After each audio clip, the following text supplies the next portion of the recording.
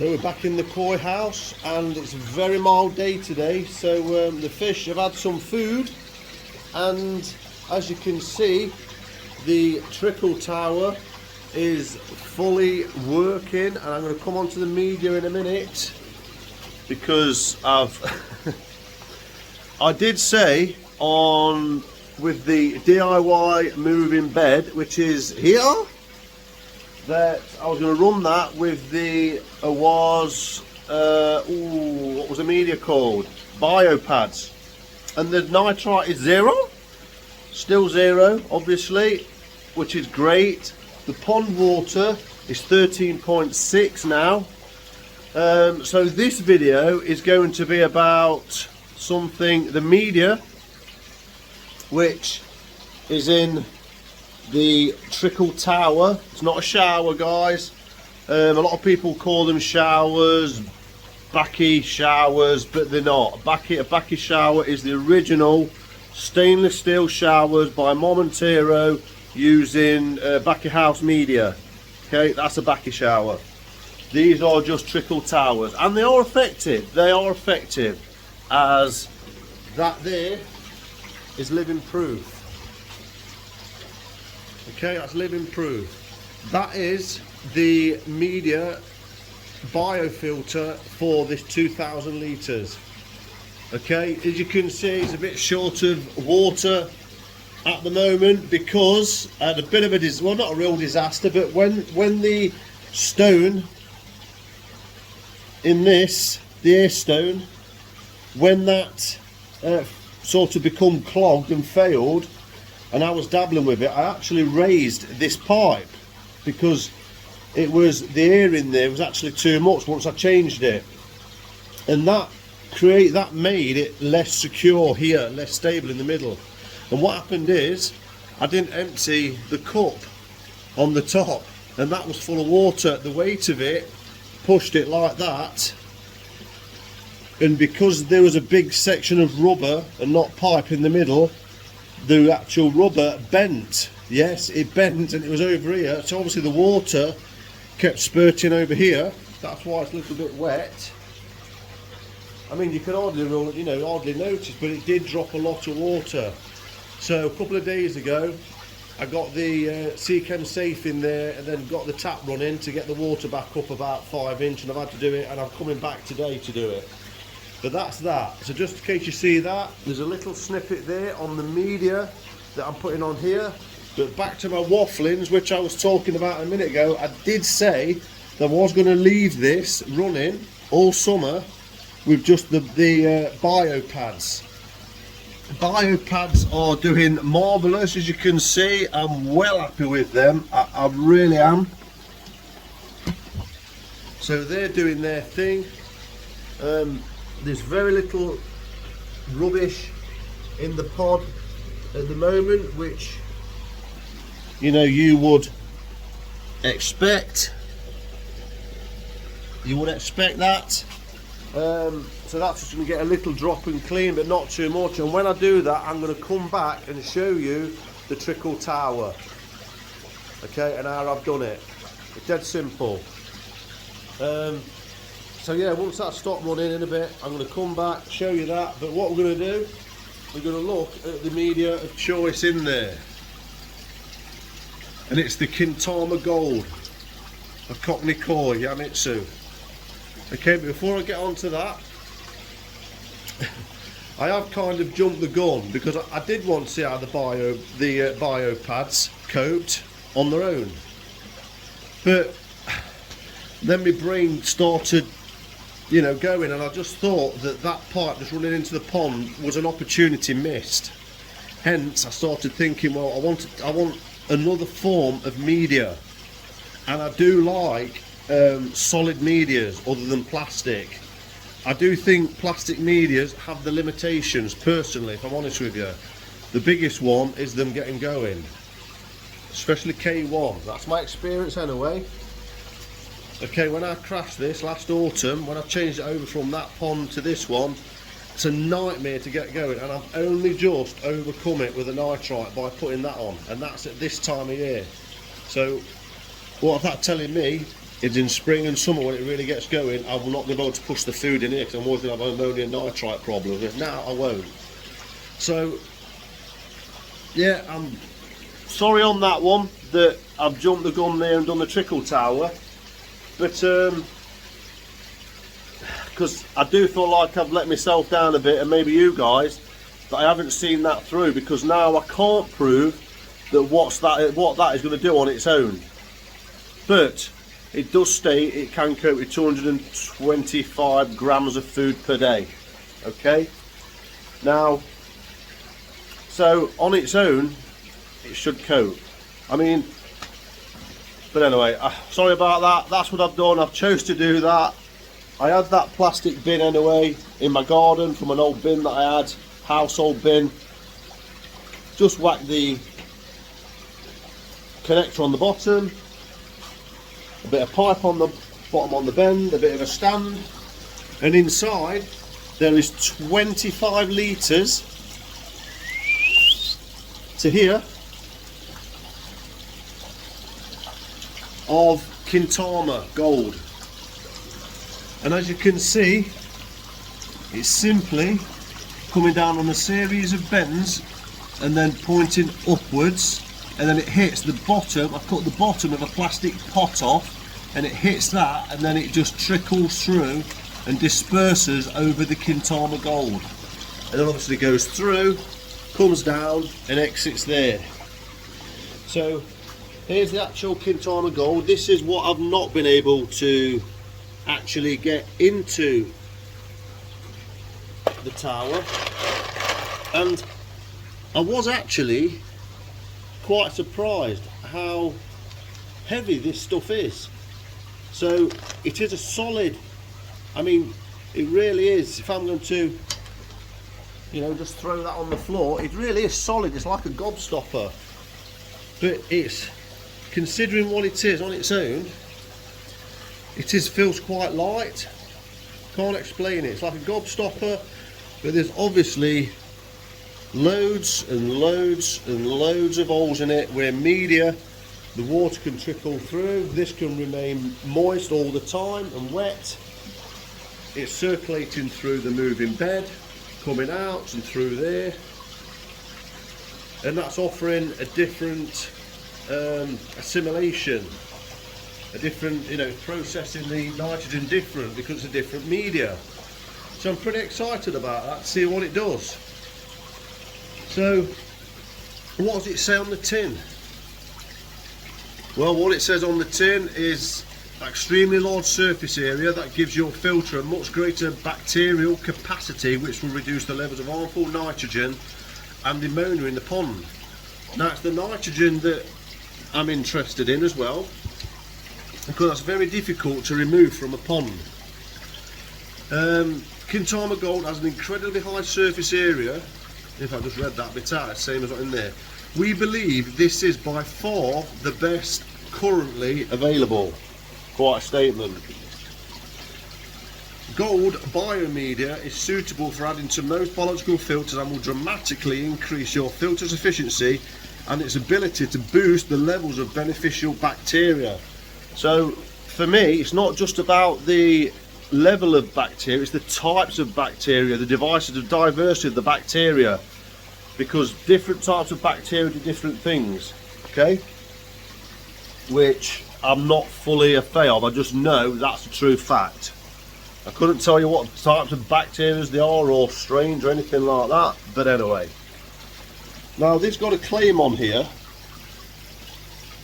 and I'll take it with a pinch of salt because it says probably, I've just noticed it's back to front on there for you, so sorry about that, you can't read it yourself. Probably the best filter media in the world. That's a statement, isn't it? That is a statement and half, that. And then they've got some comparisons on there. The gold, which is these, shown alongside KK1 1000 and then Kockney Coin 3500. So these obviously do their own, what they call KK1. And then they've got the KK 3.5. The 3.5 looks longer. The KK1 it looks similar to exactly like K1, to be fair, exactly like it as well. If I just zoom into that picture. I have actually, it's actually 12.5 kilogram. So when packed, 25 litres is approximately 12.5 kilo for 25 litres in volume.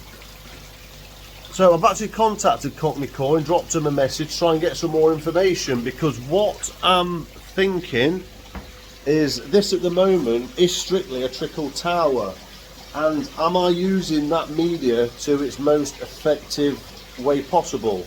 So what do I mean by that? Well, the water hits the top of that plate and it just goes through. Okay, it's on the cleanest end of the filter, so I've got no problem that that is going to back up with sediment or anything like that, because it goes through the pod, the bed, then this. It's got the cleanest potable water coming out of there, and I put that media,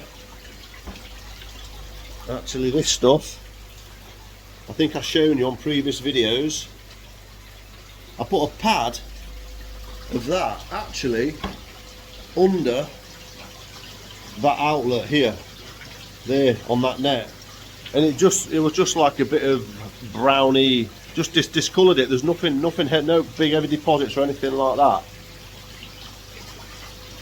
So my brain's thinking now, is that media going to be better with the water trickling through as best I can get it? I'm thinking of modifying this. This was just a quick, you know, idea straight off the bat, not a lot of thought, but I am thinking of coming off here and having this go into some sort of vessel that's closed like a bucket, and then the bucket has got holes in it. So, oops, they're tripping up. So if we imagine this, for example, got this bucket closed off, that bucket could potentially sit in there. That one's not big enough, and then the water could go into the top, so have an hole in there and have the water going into the top, and then it basically runs into there, and then that has got holes in it. But is that going to be better than that? Because that at the minute goes up, disperses over, hits that plant pot bottom with all the holes in. I've added additional holes to it as well. There's little holes inside, so I will show you more detail on that now. I'm going to strip that out actually, that top, and I'll show you. So there we go. So I've got a response from Kockney Koi. They've given me a little bit of information, but not a lot. So I've sent them an email back. So I will update you on that conversation, and I will let you know how we get on with that. So I'm going to turn everything off, isolate that, drop it. That will have stopped draining, and then we'll have a nosy inside the top of there. So it's all turned off, the pod's getting a bubble in, and I'm just going to show you what we have there. So let's just start with inside the tub and what the Kintama Gold looks like, and what sort of, so there's that. I'm actually very surprised how wet it is. I was thinking that I would be getting dry spots, so I would thought the water might have hit and then tracked and got dry spots, but actually it's not. It's actually pretty wet, and when I do that and start digging in, I'll show you now, I can feel it myself, that the media and the tub is extremely wet. You can see by my hands. Okay, so that, if I'm honest with you, is giving me some reassurance that this is actually doing, hopefully, what it should do. So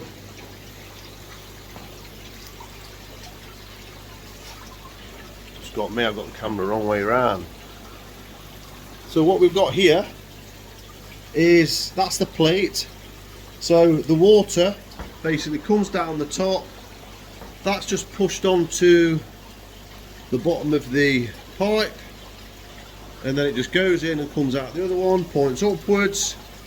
When the water drops into the tub, it hits the bottom of this pot. It's just a pot that I've cut the bottom off, and instead of just leaving the 15mm holes in there, I've put more smaller holes to get more water flowing through. So it was just a quick thing. I could make them a bit bigger, but the bigger you make them, then I'm thinking that you are lowering the distribution. Okay, so I have thought, shall I change this and come down and do a spray bar? So put a bit of pipe in there, cap the end off, and then put some holes in it and have a spray bar. Would that be better? Maybe something I do in the future. I don't know yet. But at the moment, it looks like it is actually wetting it enough. So the question is now, should I leave it as it is, or should I submerge it? And that's one of the questions I wanted answering by Kockney Koi. Is that media better submerged or having water trickle through it? I'm thinking trickling through it because it gives me something different to what's there now, because the bio pads are actually obviously submerged in water. So the fact that that is trickling over and through the media is going to give me surely a different strain or something different in terms of diversity of bacteria. That's my thinking. The fish are looking good. I haven't fed them. The water's 13, so what I think I will do while you're on, if you want, be naughty and give them some more. So they've probably had so far 3 times that. They've probably my other handful was twice that. So no doubt it'll be the Chiba that will come round first and grab some food. No, it's this shower.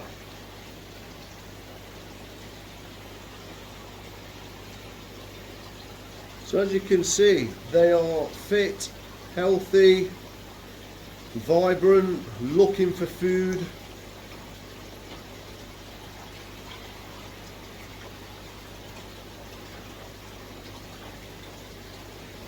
Now on this video, what I want to say as well, and I probably will cover it a bit more in another video, the heaters. I've just had my electric bill. Woo! Oh. It's made me jittery, I've got to say. So my electric bill for my house, I think from the 4th of January to something like the 25th or something like that, 400, yes, 400 and was it £23?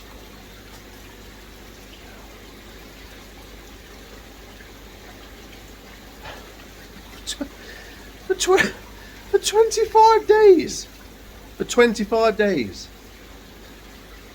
Wow. I wasn't expecting that much. So it has really got me thinking. What I said about this and this environment is fantastic, but can I sustain it? Can I sustain that cost? I know it's not every month, and that's probably the highest month it's going to be. Got February yet, so if February is the same, that's potentially another £450. We're talking £900 for 2 months. £900 electric bill for 2 months. That's not just purely this room, this area, that's my home as well. But obviously I'm running these 2 heaters that are set to around 12-13 degrees, and that was originally, actually, that was to provide me with the hobby of growing orchids. I used to have tropical orchids that liked a minimum of 10 degrees C, and then the bill started getting high, and I tweaked that down to like sort of 7.8, so we're getting 7.8. But when I go that low, it does get dank in here. It can't enjoy it as much. Everything, everywhere condensates. You'll see it. Check out my earlier videos in early winter. You'll see it, and you'll see the stark difference between then, with 8 degrees in here, with the heater set to 8 degrees, to now set to around 12, 13. The water temperature becomes ambient. So I'm not going to waffle on about that now, because I've done that before. You know all about that. So that's where I'm at. So I'm thinking now, I seen Vince's video on Twisted Koi. He's just got his air source heat pump running. So I'm thinking sooner or later, or sooner rather than later, to get this air source heat pump, buy one second hand off marketplace or word of mouth, and get one, get it down the side of this greenhouse or the back of this greenhouse, in that corner, facing that way, facing south, and then have the pipes running in and then back into this pond. So there's a lot in that one. Comments down below, comments on a postcard. The koi have absolutely devoured that food already. If I put the same amount in there again, they would take that and gobble it up. I know they would. So that's the trickle shower. That's the Kintama Gold media. That's the bio pads. Drop the water, fill it back up, fill back up, put this back in. I'm happy with the top of that. I don't even think I'm going to mess about with it. I'm just going to let that splash on, trickle down. Happy days, hopefully. Bombs are all cool, fannies are all. This pond, with that and that moving bed, should not see levels of ammonia or nitrite, unless I throw a bucket load of food in straight away and it's not had time to populate with the bacteria to cope with the demand. So on that note, hope that's been of interest. Electric bill. What's your electric bill been like, guys? If you've got an air source heat pump already, give us an example. Drop the comments down below. Especially examples like, my electric bill used to be X, and now I've got an air source heat pump, it's now X. Examples like that. I seen a pond on a forum, and someone said that they've got solar panels and battery storage. I've asked them a question on Facebook. I'm waiting for hopefully get a response to see how that has affected the cost of it, the maintenance of it, and the return. How much? It's not about feeding into the grid anymore. You're not going to make money feeding into the grid. It's about saving money. It's about saving money. So, you know, there's no point me going to solar an air source heat pump if it's still going to cost me £400 a month and I spend thousands of pounds on it. Okay, down there please. If you're a subscriber, thanks for subscribing, thanks for the support. Please hit the like button, show your support, and if you're not a subscriber, please tap on that subscribe bell, hit notification bell, and I'll see you on the